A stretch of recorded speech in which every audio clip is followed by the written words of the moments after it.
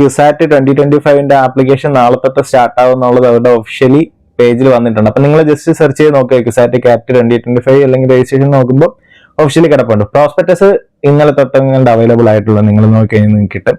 പിന്നെ ഇനി പറയാനുള്ളതെന്ന് വെച്ചാൽ നിങ്ങൾ ചാടിക്കേറി നാളെ തന്നെ എല്ലാവരും രജിസ്റ്റർ ചെയ്യണമെന്നില്ല. കാരണം എന്ന് വെച്ച് കഴിഞ്ഞാൽ ഡെഡ് ലൈൻ വയ്ക്കും. പറയുന്ന കാര്യം എന്ന് വെച്ചാൽ എന്തെങ്കിലും ഒരു ടെക്നിക്കൽ എററോ എന്തെങ്കിലും ഉണ്ടെങ്കിൽ നമ്മൾ അറിയത്തില്ല. നിങ്ങൾ കാര്യങ്ങളെല്ലാം നോക്കിയിട്ട് വേണം ചെയ്യാൻ. ഇനി നിങ്ങൾ കഫേയിലൊക്കെ പോയി ചെയ്യുവാണെങ്കിൽ നിങ്ങളൊന്ന് കാര്യങ്ങൾ എന്താ പറയണ്ടേ ശ്രദ്ധിക്കുക. അതായത് ഇപ്പം ഈ നമുക്കിപ്പോ ടെസ്റ്റ് കോഡ് 101 ആകുമ്പോഴത്തേക്ക് ഫിസിക്സിന് സെപ്പറേറ്റ് ടെസ്റ്റ് ഉണ്ടോ നോക്കണം, പ്രോസ്പെക്ടസ് ചേഞ്ച് വല്ലതും ഉണ്ടോ നോക്കണം. ഇല്ലെങ്കിൽ കഴിഞ്ഞ കൊല്ലം വരെ നിങ്ങൾ ഓപ്ഷൻ കൊടുക്കുമ്പോഴത്തേക്കും ഏതൊക്കെ റാങ്ക് ലിസ്റ്റ് വരണം, ഫോട്ടോണിക്സിനൊക്കെ സെപ്പറേറ്റ് ഓപ്ഷൻ കൊടുക്കണം. അപ്പൊ നിങ്ങൾ ഓപ്ഷൻ കൊടുത്തില്ല നിങ്ങൾ റാങ്ക് ലിസ്റ്റ് വരത്തില്ല. അപ്പൊ അങ്ങനെ എന്തെങ്കിലുമൊക്കെ ഉള്ള കാര്യങ്ങൾ ഫുള്ള് നോക്കുക. നിങ്ങൾ പ്രോസ്പെക്ടസോട് ചെക്ക് ചെയ്യുക. ഞാൻ പ്രോസ്പെക്ടസ് വായിച്ചു നോക്കിയില്ല. പ്രോസ്പെക്ടസ് നിങ്ങളൊന്ന് നല്ല നോക്കിയിട്ട് ചെയ്യുക. നിങ്ങൾ ഏതൊക്കെ എക്സാം ആണ് എഴുതാൻ ആഗ്രഹിക്കുന്നത് അതിന്റെ കോഡും കാര്യങ്ങളും എല്ലാം പ്രോസ്പെക്ടസിലുണ്ട്. നിങ്ങൾ അതിനെ സെർച്ച് ചെയ്താൽ മതി. MSc ഫിസിക്സ് ആണെങ്കിൽ അതിന്റെ നോക്കിയാൽ മതി. ഇന്റഗ്രേറ്റഡ് ഫിസിക്സ് കെമിസ്ട്രി എന്ന് പറഞ്ഞ് സെർച്ച് ചെയ്ത് കഴിഞ്ഞാൽ നിങ്ങൾ എടുക്കുന്ന കോഴ്സ് ഏതാണോ അതിന്റെ മാത്രം നിങ്ങൾ പ്രോസ്പെക്ടസും കൂടി ഒന്ന് റെഫർ ചെയ്തിട്ട് പിന്നെ എന്തെങ്കിലും ഡൗട്ട് ഉണ്ടെങ്കിൽ നിങ്ങൾ ഒരു കാര്യം ചെയ്യുക. നിങ്ങൾ ക്യുസാറ്റിന്റെ ഹെൽപ്പ് ഡെസ്ക് വിളിക്കുക.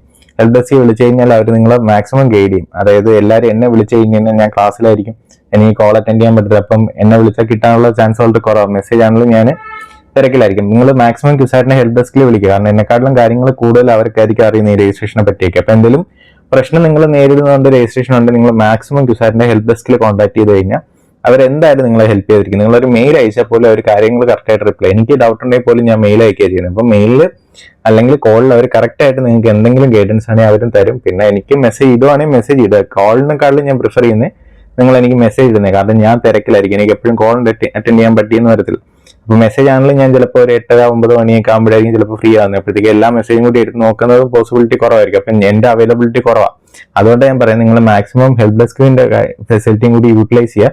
നിങ്ങൾ സൈറ്റിൽ നോക്കുക. നിങ്ങൾ ചെയ്ത കൂട്ടുകാരെങ്കിലും ഉണ്ടെങ്കിൽ അവരോട് ചോദിച്ചിട്ട് നിങ്ങൾ ചെയ്യുക. അതായത് എല്ലാവരും കൂടി ഒരുമിച്ച് ചെയ്യാതെ അതിൽ 1-2 പേര് ചെയ്യുന്നത് നോക്കി അങ്ങനെ ഗ്രൂപ്പായിട്ട് ഒറ്റയടിക്ക്, അത് ഞാൻ പറഞ്ഞു വരുന്നത് ഒറ്റയടിക്ക് ചെയ്യാതെ നിങ്ങളൊരു 5 പേര് ഫ്രണ്ട്സ് ഉണ്ടെങ്കിൽ ഓരോരുത്തരായിട്ട് ചെയ്യുക. എന്തെങ്കിലും പ്രശ്നം ഉണ്ടെങ്കിൽ അപ്പൊ അറിയാലോ. അപ്പൊ എല്ലാവർക്കും ഒരേ പ്രശ്നം നേരിടേണ്ടി വരത്തില്ല.